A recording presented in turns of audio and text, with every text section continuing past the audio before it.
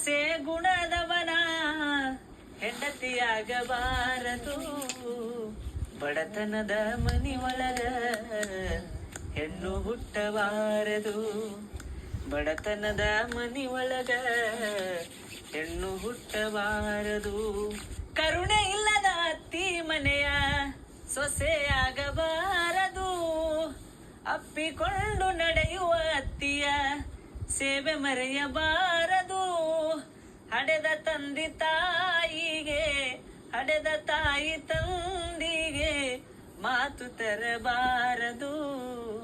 ಬಡತನದ ಮನಿ ಒಳಗ ಹೆಣ್ಣು ಹುಟ್ಟಬಾರದು. ಹೆಣ್ಣು ಹಣ್ಣು ಮಣ್ಣು ಒಂದೇ ಎಂದು ಜಗವು ಕೂಗುವುದು.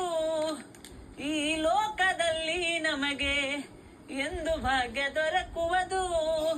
ಸಾಕು ಈ ಲೋಕದ ಸಂಗ, ಸಾಕು ಈ ಲೋಕದ ಸಂಗ, ಮರಳಿ ಹುಟ್ಟಬಾರದು. ಬಡತನದ ಮನಿ ಒಳಗ ಹೆಣ್ಣು ಹುಟ್ಟಬಾರದು.